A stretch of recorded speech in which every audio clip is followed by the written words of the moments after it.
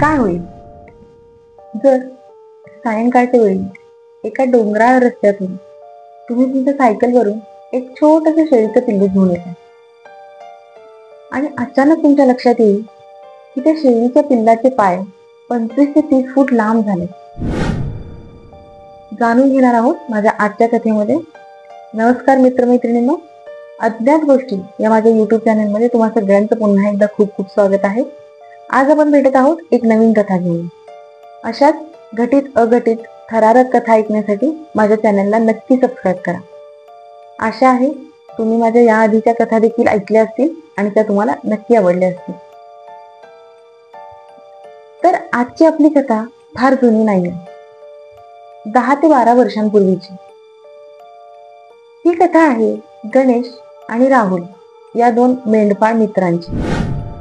सांगलीमधलं एक छोटस खेड जे डोंगराच्या कुशीत वसलेलं आहे. तिथे एका छोट्याशा कुटुंबात राहणारी ही दोन मुलं. त्यांची घरं शेजारी शेजारी आहेत. लहानपणापासून त्या डोंगर दऱ्यातून लहानाचे मोठे झालेले हे दोघं. शेती करायची, मेंढ्यांना चरायला घेऊन जायचं, हा त्यांचा नेहमीचा नित्यक्रम. ही गोष्ट घडली तेव्हा त्यांचं वय 22 ते 23 वर्ष असेल.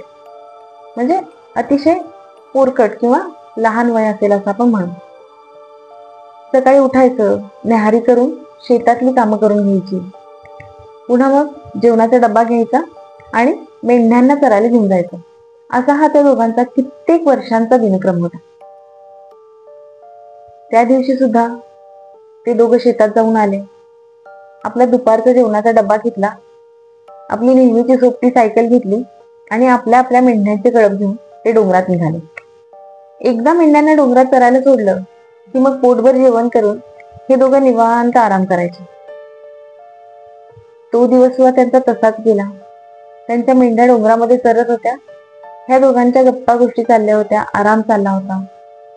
पण त्यावेळेचं वातावरण थोडं पावसाळी होतं. सायंकाळ होत आलेली, पावसामुळे जास्तच अंधारून आलेलं आणि त्यामुळं 5-5:30च्या दरम्यान त्यांनी असा विचार केला की आपण घरी जाऊ. त्यांनी दोघांनी मिळून आपल्या आपल्या मेंढ्यांना गोळा केलं, एकत्र कळप केला आणि ते दोघं परतीच्या वाटेला निघाले. गप्पा गोष्टी करत बोलत मेंढ्यांकडे लक्ष देत ते घरची वाटचाल करत होते. पण इतक्या वर्षांचा अनुभव राहुलच्या अगदी तीक्ष्ण नजरेतून सुटलं नाही की त्याच्या कळपातलं एक छोटं मेंढीचं पिल्लू गायब आहे. आता त्याला एकटं सोडून देणं हे सुद्धा त्याला पटणारं नव्हतं, कारण हे मेंढपाळ आपल्या मेंढ्यांना शेळ्यांना पोटच्या मुलांसारखं जपतात. मग आता काय करायचं? पुढे घरी जाणं तरी पंचायत, त्या पिल्लाला एकटं ठेवणं तरी पंचायत. मग राहुलने आपला कळप गणेशच्या हवाली केला आणि त्याला पुढे जायला सांगितलं. तो म्हणाला की मी लगेच जातो आणि राहिलेल्या पिल्लाला शोधून परत घेऊन येतो. त्याने आपली सायकल घेतली आणि तो परत डोंगराकडे निघाला. डोंगरात परत गेल्यावर जसं मी म्हंटल की बरंच अंधारून आलं होतं. पण थोडीशी इकडे तिकडे शोधाशोध केल्यावर नेहमीची ती जागा आहे त्याच्यापासून थोडस पुढे लांब त्याला ते पिल्लू सापडलं. पटकन घरी पोहोचायचं आहे, पावसाच्या आधी निघायला हवं म्हणून गडबडीत त्याने उचलून ते पिल्लू आपल्या सायकलच्या कॅरेजवरती ठेवलं आणि तोंड वळवून तो निघाला. तोपर्यंत पावसाची रिपरिप सुरू झाली होती. डोंगरातला दगड मातीचा रस्ता, त्याला सायकल चालवणं थोडंसं जाचत असल्यासारखं वाटलं. तरीही शक्य आहे तेवढी ताकद लावून त्याने सायकल बाहेर काढली. पण एक 20-25 फुटापर्यंत आल्यावर सायकल पुढे घेऊन जाणं त्याला शक्यच होईना. असं का होतंय म्हणून त्याने सहज मागे वळून बघितलं आणि त्याला जे दिसलं त्याच्या तोंडातून फक्त एक किंकाळी निघाली आणि तो जागेवरती बेशुद्ध पडला. असं काय बघितलं असेल त्याने की त्याची शुद्ध हरपली? इतकी कोणत्या गोष्टीची भीती वाटली असेल त्याला? इकडे बेशुद्ध होऊन तो डोंगरात पडलेला. त्याचा मित्र घरी गेला, त्याने त्याच्या मेंढ्यांचा कळप त्याच्या वडिलांकडे सोपवला. त्यानंतरही बराच वेळ झाला पण राहुलचा कुठे पत्ता नव्हता. वाट बघून गणेश आणि राहुलच्या वडिलांनी ठरवलं की आपण त्याला शोधायला जाऊ. ते दोघं वस्तीवरची आजूबाजूची 4 माणसं सगळे हातामध्ये कंदील, दिवे जे असेल ते घेऊन त्याला डोंगरात शोधायला गेले. जिथे हे लोक रोज मेंढ्यांना चरवायचे त्या भागात तरी राहुल कुठे दिसला नाही. पण तिथून थोडं पुढे गेल्यानंतर मात्र एके ठिकाणी राहुल बेशुद्ध अवस्थेत सापडला. त्याच्या घरच्यांनी इतर लोकांच्या मदतीने त्याला उचलून घरी आणलं. त्याला डॉक्टरला दाखवलं, तरीही राहुलची शुद्ध परत नव्हती आली. जेव्हा दुसऱ्या दिवशी सकाळी तो शुद्धीवर आला तेव्हाही भीतीने त्याचा चेहरा पांढरा फटक पडलेला होता. अशी कोणती गोष्ट बघितली असेल त्याने? त्याचा मेंदू बधीर झाला होता. आपण जे बघितलं ते नक्की खरं आहे की खोटं आहे हे त्याचं त्याला कळत नव्हतं. त्यामुळे तो दुसऱ्यांना तरी काय सांगणार की त्याच्या भीतीचं कारण काय आहे? पण तरीही घरच्यांच्या आग्रह खातर त्याने घरच्यांना सांगितलं की त्याच्यासोबत नक्की काय घडलं. ते ऐकून घरच्यांची सुद्धा भीतीने गाळण उडाली. तर झालं असं होतं की गडबडीने निघायचं म्हणून राहुल सायकल घेऊन जाण्याचा प्रयत्न करत होता. पण कितीही जोर लावला तरी त्याची सायकल जागेवरून हालत नव्हती. तसाच प्रयत्न करून तो कसा तरी 20-25 फूट पुढे निघून आला. पण सायकल पुढे सरकेच ना, म्हणून त्याने जेव्हा मागे वळून पाहिलं तेव्हा त्याला दिसले त्याच्या शेळीचे पाय. त्या शेळीच्या पिलाचं धड त्याच्या सायकलच्या कॅरेजवरतीच होतं. पण तिचे पाय मात्र त्या ठिकाणापर्यंत लांब लचक झाले होते जिथे ते शेळीचं पिल्लू उभं होतं.